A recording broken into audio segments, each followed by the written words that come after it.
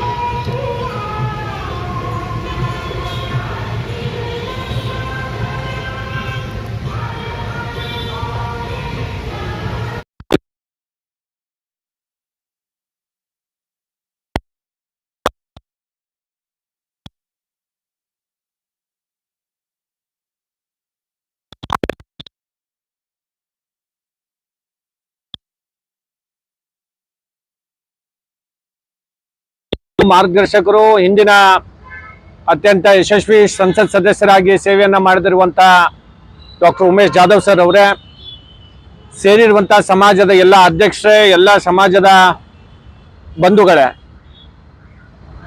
ಜೈನ್ ಸಮಾಜ ಅಂತಂದರೆ ಅಹಿಂಸಾ ಪರ್ವೋ ಧರ್ಮ ಅಂತನ್ನುವ ಮೂಲ ಮಂತ್ರವನ್ನು ಹಿಡ್ಕೊಂಡು ಸಮಾಜವನ್ನು ಯಾವುದೇ ಅಹಿಂಸೆಗೆ ಯಾವತ್ತೂ ಕೂಡ ಸಹಿಸದೆ ಇರುವಂಥ ಸಮಾಜ ಅದು ಜೈನ್ ಸಮಾಜ. ಆ ರೀತಿ ಇರುವಂಥ ಸಂದರ್ಭದಲ್ಲಿ ಇವತ್ತು ಕರ್ನಾಟಕದ ನಾಡಿನ ನಮ್ಮ ಆರಾಧ್ಯ ದೇವರಾಗಿರುವಂಥ ಧರ್ಮಸ್ಥಳ ಕ್ಷೇತ್ರದ ಮಂಜುನಾಥ ಸ್ವಾಮೀಜಿಗಳನ್ನ ನಾವೆಲ್ಲರೂ ಕೂಡ ದೇಶದಲ್ಲಿರುವಂಥ ಎಲ್ಲ ಇಡೀ ಹಿಂದೂ ಸಮಾಜ ಇವತ್ತು ಅತ್ಯಂತ ಪಾವಿತ್ರತೆಯಿಂದ ಇವತ್ತು ದೇವರ ಆಶೀರ್ವಾದವನ್ನು ತಗೊಳ್ಳುವಂಥದ್ದು, ದೇವರ ಮೇಲೆ ಭಕ್ತಿಯನ್ನ ಇಟ್ಟಿರುವಂಥದ್ದು. ಜನರ ಭಕ್ತಿಗೆ ಎಲ್ಲೋ ಒಂದು ಕಡೆ ಇವತ್ತು ನೋವನ್ನ ಉಂಟು ಮಾಡುವಂಥ ಕೆಲಸ ಇವತ್ತು ಈ ಸರ್ಕಾರದಲ್ಲಿ ಆಗ್ತಾ ಇರುವಂಥದ್ದು. ಕೆಲವೊಬ್ಬರು ಕ್ಷೇತ್ರದ ಹೆಸರನ್ನ, ಅದರ ಪಾವಿತ್ರ್ಯತೆಯನ್ನ ಇವತ್ತು ಎಲ್ಲೋ ತೊಂದರೆಯನ್ನ ಉಂಟು ಮಾಡುವಂಥ ಕೆಲಸ ಆಗ್ತಾ ಇದೆ. ಹೀಗಾಗಿ ಅದು ಯಾರೇ ಇರಲಿ, ಅಂದ್ರೆ ಧರ್ಮಸ್ಥಳ ಮಂಜುನಾಥ ಸ್ವಾಮಿಗಳು ಅಂತಂದ್ರೆ ನಾವೆಲ್ಲರೂ ಕೂಡ ಅತ್ಯಂತ ಭಕ್ತಿಯಿಂದ ಆ ದೇವರನ್ನ ನೆನೆಯುವಂತ ಕೆಲಸ ಆಗ್ತಾ ಇದೆ. ಅಂಥದ್ರಲ್ಲಿ ಆ ಕ್ಷೇತ್ರದ ಹೆಸರು ಕೆಡಿಸುವಂತ ಕೆಲಸ ಕೆಲವೊಬ್ಬರಿಂದ ಆಗ್ತಾ ಇದೆ. ಅವ್ರ ಮೇಲೆ ತಕ್ಷಣದಲ್ಲಿ ಕ್ರಮವನ್ನ ಜರುಗಿಸಬೇಕು ಅಂತ ಹೇಳಿ ನಾವು ವಿನಂತಿಯನ್ನ ಮಾಡ್ತಾ, ಮತ್ತೊಮ್ಮೆ ಪೂಜ್ಯರಾದಂಥ ಡಾಕ್ಟರ್ ವೀರೇಂದ್ರ ಹೆಗಡೆ ಅವರ ಒಂದು ಏನೋ ಈ ನಾಡಿಗೆ ಕೊಡುಗೆ ಇದೆ. ಅನೇಕ ಸಾಮಾಜಿಕ ಕಾರ್ಯಗಳನ್ನು ನೀಡಿರುವಂಥ ಡಾಕ್ಟರ್ ವೀರೇಂದ್ರ ಹೆಗಡೆ ಅವರ ಒಂದೇನೋ ಅವರು ಕೂಡ ಈಗಾಗಲೇ ಹೇಳಿದ್ದಾರೆ, ಸರ್ಕಾರ ಯಾವ ಹಂತದಲ್ಲೂ ಕೂಡ ತನಿಖೆ ಆಗಲಿ, ತಪ್ಪಿಸ್ತರ ಮೇಲೆ ಶಿಕ್ಷೆ ಆಗಲಿ ಅಂತ ಅನ್ನೋ ಮಾತನ್ನು ಅವರು ಕೂಡ ಇವತ್ತು ಹೇಳಿರುವಂಥದ್ದು. ಹೀಗಾಗಿ ನಾನು ಮತ್ತೊಮ್ಮೆ ಸರ್ಕಾರದಲ್ಲಿ ವಿನಂತಿಯನ್ನು ಮಾಡ್ತೇನೆ, ತಕ್ಷಣದಲ್ಲಿ ಇವತ್ತು ಸರ್ಕಾರ ನಮ್ಮ ಕ್ಷೇತ್ರ ಮತ್ತು ಹಿಂದೂ ಸಮಾಜದ ಮೇಲೆ ಏನು ಹಿಂದೂ ಸಮಾಜದ ದೇವಸ್ಥಾನಗಳಿದ್ದಾವೆ, ಅವರು ಪೂಜ್ಯರಿದ್ದಾರೆ, ಅಂಥವ್ರ ಮೇಲೆ ಈ ರೀತಿಯಾದಂಥ ಆಪಾದನೆಯನ್ನ ಮಾಡುವಂಥದ್ದು ಇದು ಸರಿಯಲ್ಲ, ಅಂಥವ್ರ ಮೇಲೆ ಕ್ರಮವನ್ನ ತಗೋಬೇಕು ಅಂತ ಹೇಳಿ ಸರ್ಕಾರನಲ್ಲಿ ನಾನು ಈ ಸಂದರ್ಭದಲ್ಲಿ ಆಗ್ರಹವನ್ನ ಮಾಡ್ತೇನೆ. ಈಗಾಗಲೇ ನಾನು ಮಾತಾಡ್ತಾ ಇದ್ದೆ ಮತ್ತು ನನ್ನ ಮಾತುಗಳನ್ನು ಮುಂದುವರಿಸ್ತೇನೆ. ನರೇಂದ್ರ ಮೋದಿಜಿಯವರು ವೀರೇಂದ್ರ ಹೆಗಡೆ ಅವರ ಕೆಲಸ ನೋಡಿ ಶಿಕ್ಷಣ ಕ್ರಾಂತಿ, ಧಾರ್ಮಿಕ ಕ್ರಾಂತಿ,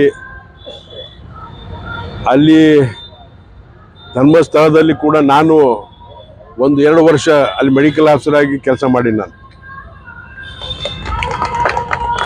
ಅಲ್ಲಿ ಕೇವಲ ಒಂದು ಸಮಾಜದವರಲ್ಲ, ಇಡೀ ಭಾರತ ದೇಶದ ಎಲ್ಲ ಸಮಾಜದವರೆಲ್ಲ ಬಂದು ಇದ್ದೇ ತಮ್ಮ ಮನಸ್ಸನ್ನು ಹಗರ ಮಾಡಿಕೊಂಡೆ ತಮ್ಮ ಮನಸ್ಸಲ್ಲಿ ಏನೇನು ಬೇಡಿಕೆ ಇದೆ ಅದನ್ನು ಮಂಜುನಾಥ್ ಹತ್ರ ಬೇಡ್ಕೊಂಡು ಹೋಗ್ತಾ ಇದ್ದಾರೆ.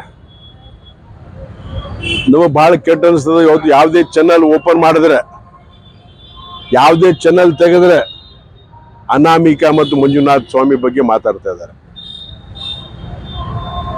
ಇದನ್ನು ಕೂಡಲೇ ಸರ್ಕಾರ ಎಚ್ಚೆತ್ಕೊಳ್ಬೇಕು.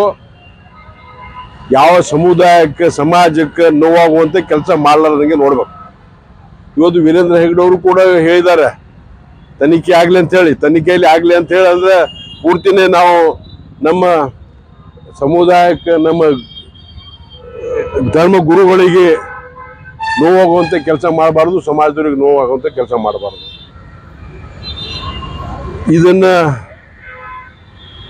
ಇದರ ವಿರುದ್ಧ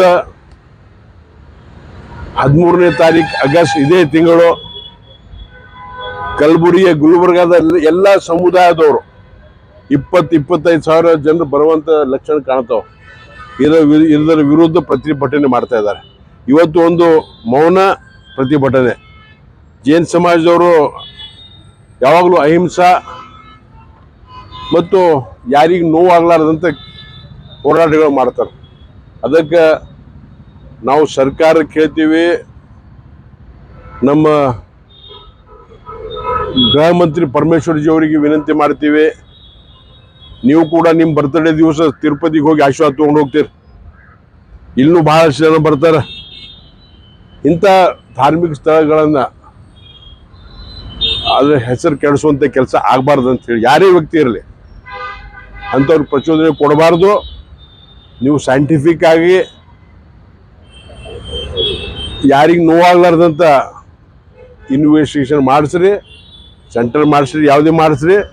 ಆದರೆ ಈಗ ನಡೀತಾ ಇದೆ ಅದು ಸರಿ ನಮಗೆ ಕಾಣ್ತಾ ಇಲ್ಲ. ಇದನ್ನು ಕೂಡಲೇ ನಿಂದಿರಿಸಬೇಕು. ಯಾಕೆಂದ್ರೆ ನಾವು ದಿನಾನೇ ನಾವು ಎಲ್ಲಿ ಡೆಲ್ಲಿ ಎಲ್ಲಿ ಟೂರ್ ಎಲ್ಲಿ ಹೋದ್ರು ಕೂಡ ಅದೇ ಕೇಳ್ತಾರೆ, तुम्हारे राज्य में क्या चल रहा है भाई? धर्मस्थल तो इतना अच्छा जगह है, ऐसा काम हो रहा है क्या? ये क्यों ಅಂದ್ರೆ ಇದು ಒಂದು ಕಪ್ಪು ಮಸಿ ಬಳುವಂತ ಕೆಲಸ ಮಾಡ್ತಾ ಇದ್ದಾರೆ. ನಮ್ಮ ಕರ್ನಾಟಕದಲ್ಲಿ ಬಹಳಷ್ಟು ಅಂತ ಒಳ್ಳೆ ಧಾರ್ಮಿಕ ಸ್ಥಳ ಇದೆ. ಅದರಲ್ಲಿ ನಮ್ಮ ಮಂಜುನಾಥ್ ನಮ್ಮ ಧರ್ಮಸ್ಥಳ ಕ್ಷೇತ್ರ. ಅದಕ್ಕೆ ನಮ್ಮ ಜೊತೆ ಇವತ್ತು ಕಲಬುರಗಿ ದಕ್ಷಿಣ ಮಾಜಿ ಶಾಸಕರು, ಮಾಜಿ ಕಲ್ಯಾಣ ಬೋರ್ಡ್ ಚೇರ್ಮನ್ ಅವರು ದತ್ತಾತ್ರೇಯ ಪಾಟೀಲ್ ಇವರವರು ಬಂದಿದ್ದಾರೆ. ಅವರು ಕೂಡ ಬಹಳ ನೋವಿಂದ ದುಃಖದಿಂದ ಈ ಆಗುವ ಘಟನೆಗಳನ್ನು ಖಂಡಿಸಿದ್ದಾರೆ. ಕೇವಲ ಜೈನ್ ಸಮಾಜಕ್ಕಲ್ಲ, ಈ ಭಾರತ ದೇಶದ ಪ್ರತಿಯೊಬ್ಬರಿಗೆ ಇವತ್ತು ಈ ನೋವಾಗುವಂತ ಕೆಲಸ ಆಗ್ತಾ ಇದೆ. ಕೂಡಲೇ ಇದನ್ನ ಅಲ್ಲಿ ಸ್ಥಳೀಯರ ಜೊತೆ ಚರ್ಚೆ ಮಾಡಿ ಕೆಲವು ಹಿಂದೂ ವಿರೋಧಿ ಶಕ್ತಿಗಳನ್ನು ಕಂಟ್ರೋಲ್ ಮಾಡಬೇಕಂತ ಹೇಳಿ ನಾವು ಕೈ ಜೋಡಿಸಿ ವಿನಂತಿ ಮಾಡ್ಕೋತೀವಿ. ಧನ್ಯವಾದಗಳು.